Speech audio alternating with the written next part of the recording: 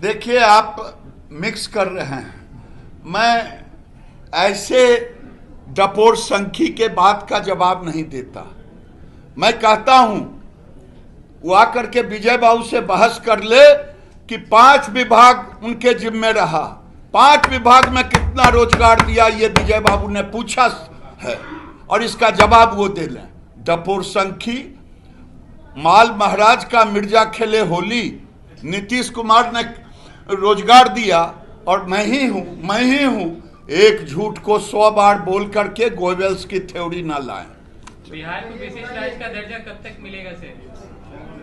बिहार विकसित राज्य बनेगा, इसमें कहीं दो मत नहीं है। भारत सरकार जैसे 1.25 लाख करोड़ का पैकेज दिया था, आने वाले दिन में हर सेक्टर में बिहार, आप सुन लीजिएगा कुछ दिन के बाद कि क्या मिल रहा है। धीरे बिहार फ्रेंडली जब होगा तो फिर अन्य जिलों में भी जाने के लिए उत्सुक होंगे।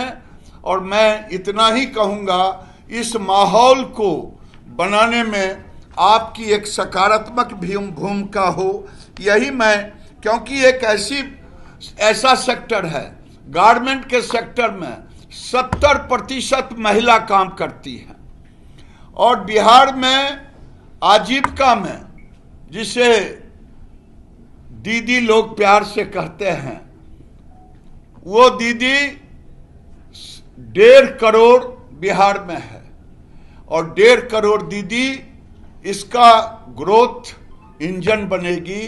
और उसे जब जिलों के अंदर रोजगार मिलेंगे तो एक नई जागरण शुरू होगा।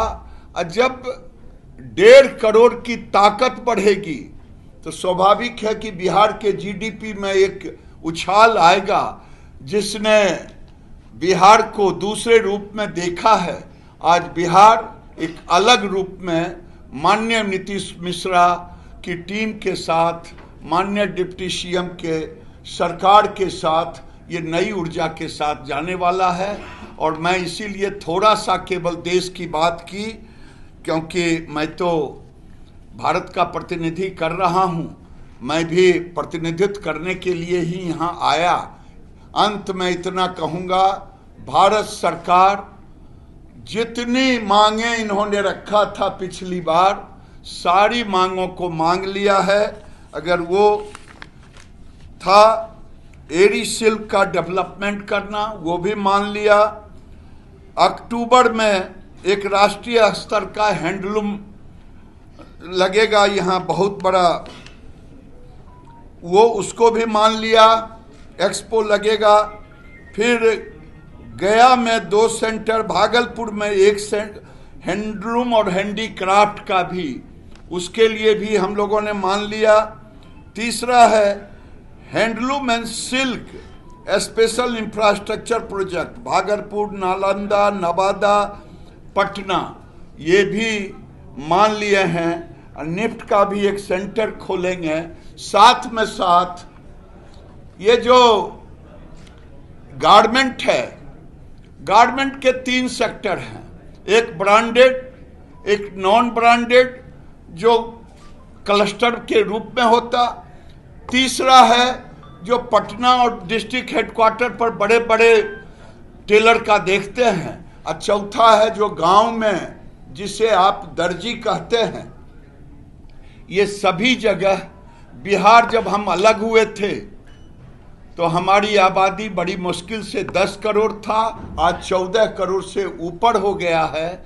हर लोगों को कपड़ा चाहिए। एक आदमी को कपड़ा भी भारत के अंदर लगभग 53 मीटर कपड़े का एवरेज आता है। मान लिया जाए विजय बाबू के पास 100 सेट कुर्ता पैजामा होगा तो किसी के पास 2 सेट होगा, तो एवरेज उसी में निकलता है। और ये आने वाले दिन में बिहार एक डोमेस्टिक मार्केट भी है। बिहार की सरकार ने आज ही घोषणा की है, जो स्कूल ड्रेस 400 करोड़ रुपए का है, ये यहीं के लोग बनाएंगे, यही सेक्टर बनाएंगे। बहुत बहुत बनाया है। और इस कारण से भारत सरकार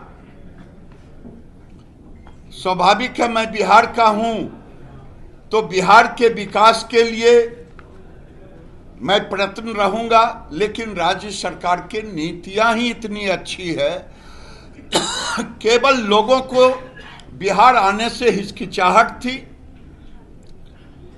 वो हिचकिचाहट हमने दूर कर दी।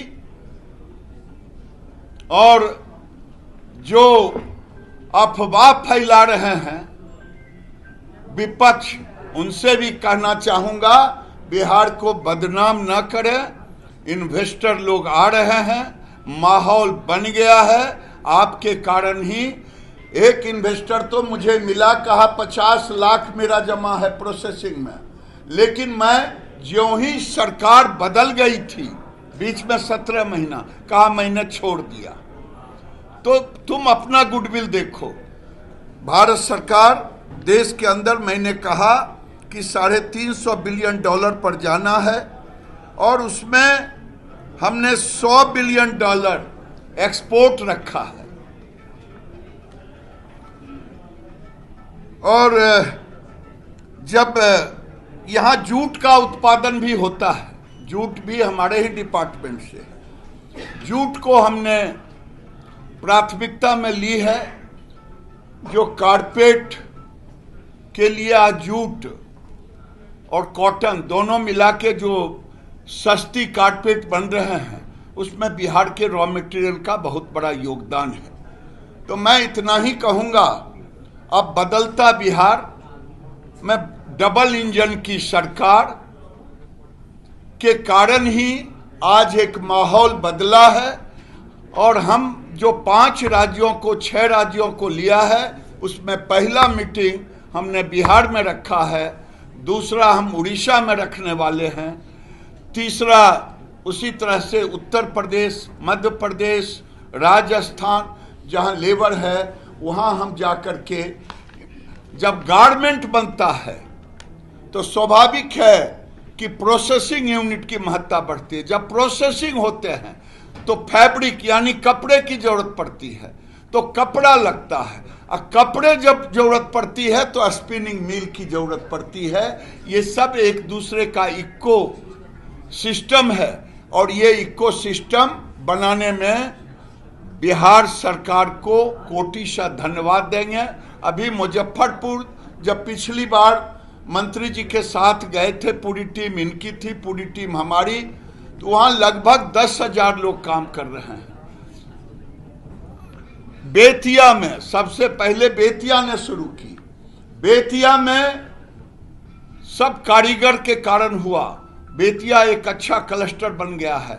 अब मैं बेगूसराय को तीसरे क्लस्टर के रूप में हम डेवलप करने जा रहे हैं, और आग्रह किया है एक क्लस्टर को सैचुरेशन मोड में ले जाएंगे, तभी दूसरे क्लस्टर को प्रमोट करें।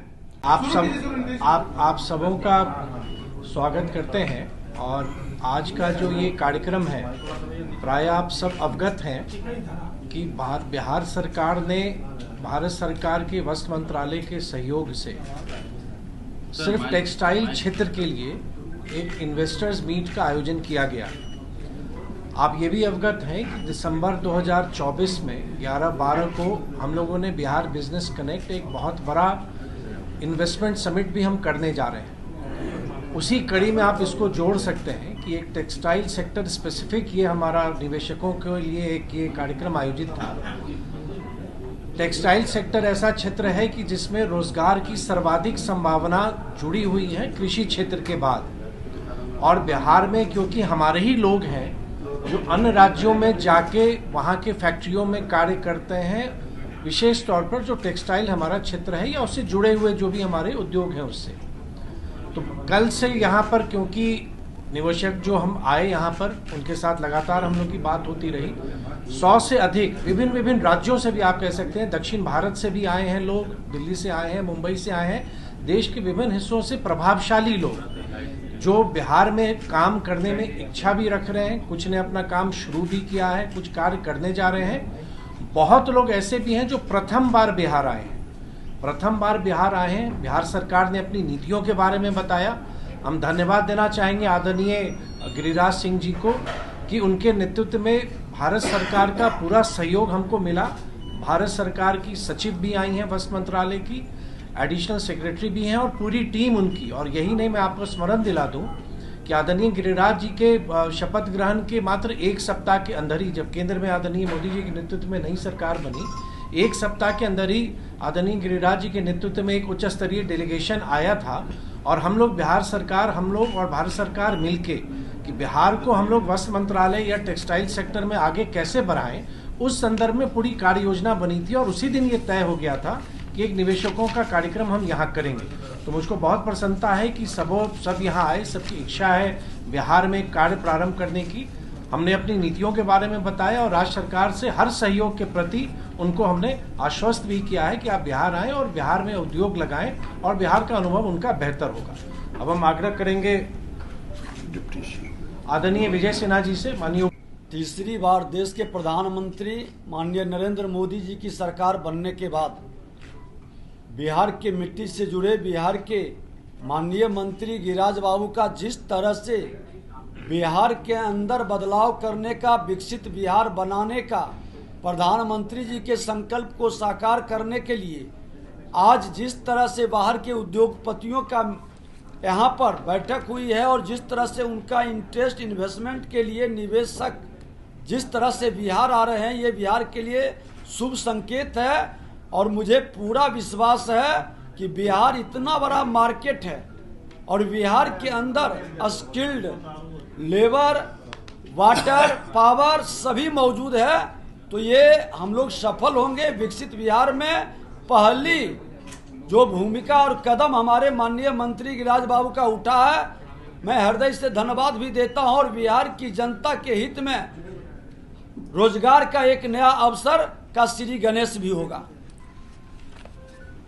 26 वर्षों में 17,000 से अधिक डॉक्टर बना चुका बिहार एवं झारखंड के छात्रों एवं अभिभावकों के बीच सर्वाधिक विश्वसनीय एवं लोकप्रिय संस्थान गोल, नेशंस लीडिंग इंस्टीट्यूट।